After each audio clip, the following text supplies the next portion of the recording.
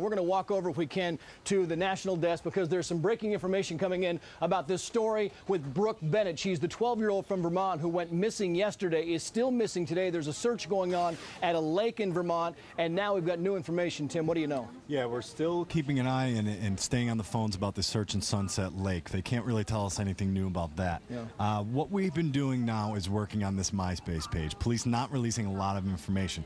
We actually think, with the help of our New York Bureau upstairs, that we have identified the right MySpace page, and we're looking at the context there, her quote-unquote friends. We're even trying to contact Brooke herself. Who knows, maybe at some point she'll get back onto our MySpace page. You know, there's a lot of reports being that they're looking outside the state, but right now we're focusing our producers on this MySpace page, excuse me, and we're hoping to get some information from that we can give the viewers and also help the police at the same time. Tim Gunn, thanks very much. And if you don't know the backstory on this MySpace page for Brooke Bennett, apparently her father set her up with a page a while back, and then he didn't like what he was seeing. He didn't like the content that was on the page, so he took it away from her. And then she said that she was 14 years old and started her own MySpace page and apparently met whomever she was with now on her MySpace page, which is owned by the parent company of this network. Let's head up now to Martha and the panel. All right, Trace, thank you very much. Keeping on this story, I want to bring in an internet security analyst, Robert Siciliano, and he does a lot of work in forensics over the course of the internet and figuring out where people were and how to do that with kidnetsafe.com.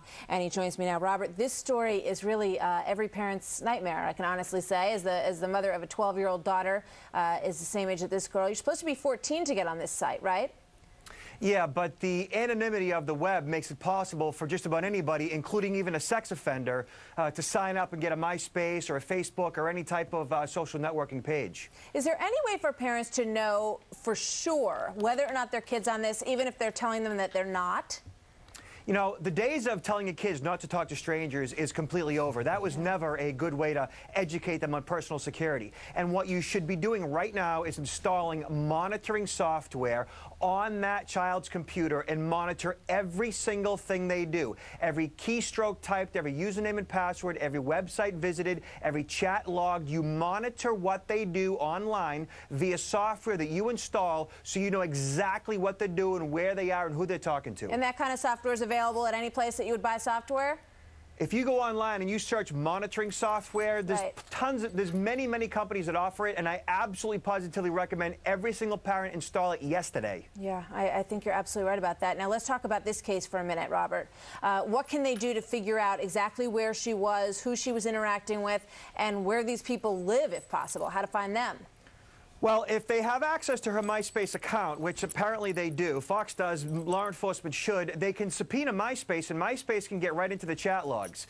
With forensic specialists, they're able to take that computer, and they can, via the autocomplete feature, find out the username and password, find out who she's been chatting with. It all goes back to the IP address, the Internet Protocol address of who she's chatting with. And both via her Internet service provider and MySpace themselves, they should be able to piece something together and find out who she's been talking to. All right, and as we understand from this case, thank you very much for joining us today with that very important information. We really appreciate it. And this is sort of more background on this story. Brooke's father, James Bennett, says that he helped Brooke create a MySpace page, and then he pulled the plug on it months ago when he found what he called inappropriate activity on there. It seems like a very responsible action to take for him. The 12-year-old then set up a new account, though, without her parents knowing, and let me assure you folks, this happens all the time.